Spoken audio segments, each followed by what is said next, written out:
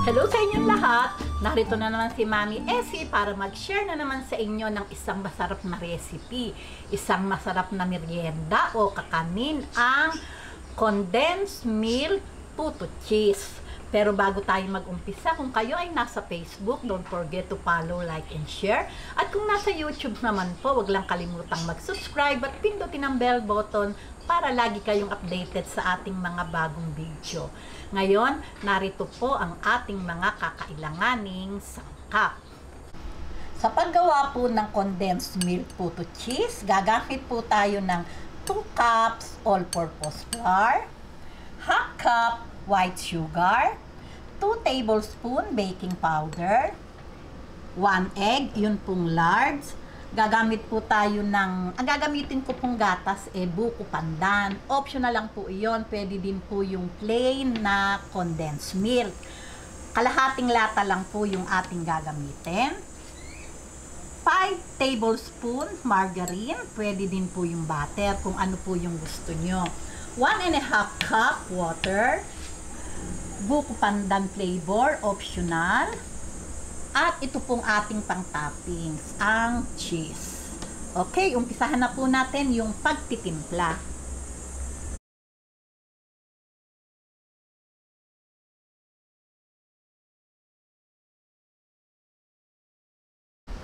Okay, ngayon po, salain po natin tong ating all-purpose flour para po talaga namang pinong-pino yung ating puto.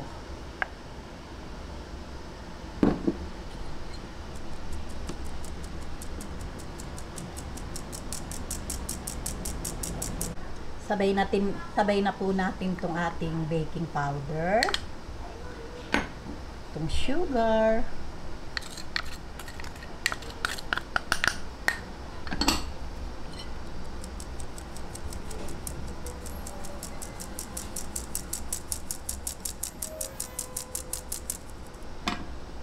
okay, mix lang po natin itong mga dry ingredients.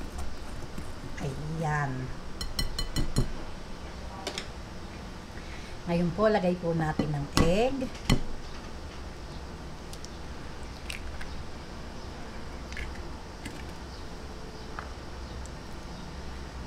Ito po ay kalahati ng 390 grams.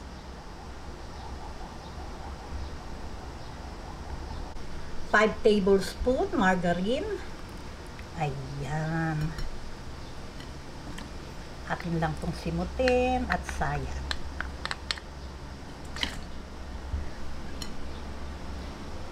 Lagay po muna natin ng 1 cup na water. Ayan. At atin na pong haluin. Ayan. Huwag po nating i-overmix yung ating puto. Basta po mawala lang yung buo-buo ay okay na po yan. Lagay na po natin itong pang natitirang half cup na water. Ayan.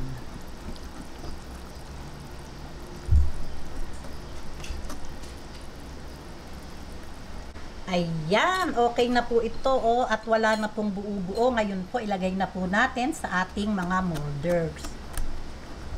Ngayon, heto po yung gagamitin kong molders. Ito lang pong maliliit. Oh. Ayan. 1 tablespoon po itong ating gagamitin. Ayan, ganyan lang po.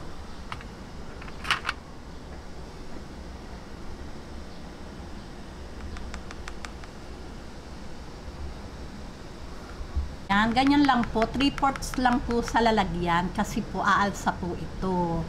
Kaya ganyan lang po yung ating gagawin.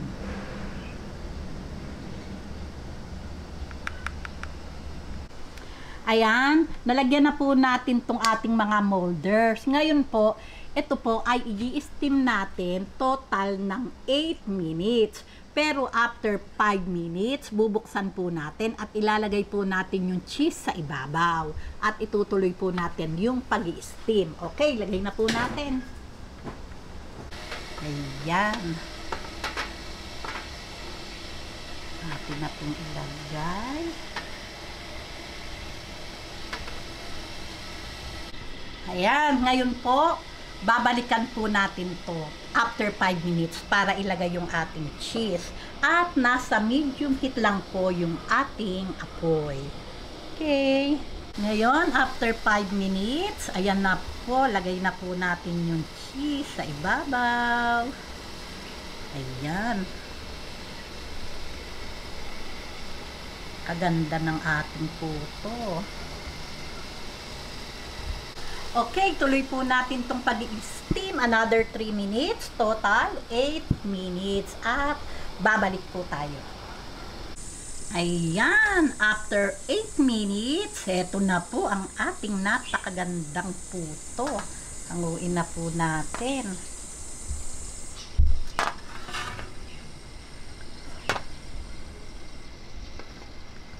Ayan, heto na po at talaga naman pong napakaganda ng pagkakaluto ng ating masarap na puto. Medyo i-cool down lang po natin bago natin tanggalin sa lalagyan. Okay? Ayan, heto na po yung ating naluto na napakasarap na puto. Natanggal ko na din po sa ating mga molders. Nalibang po ako, karaka, pagkaluto, nagtanggal agad ako, hindi pa pala nabibidyo. Pero heto na po yun, at heto na po yung ating titikman, no? Napakadali naman pong tanggalin, ganyan lang po. Okay, tingnan nyo naman po, talaga naman pong fluffy, fluffy, oh. Oh, talaga naman pong napakaganda ng ating puto. Okay, tikiman na po tayo. Okay, tikman na po natin.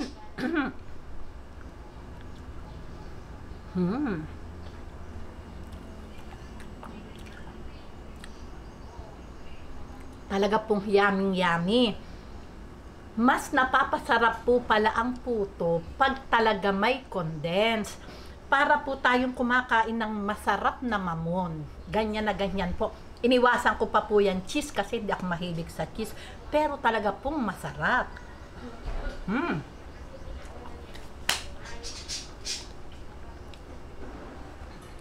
Oh, paano po? Kung nagustuhan nyo ang video na to, wag lang kalimutang mag-likes. And don't forget to share and subscribe. Baboos, gawin nyo na po at napakadali lang. Meron na kayong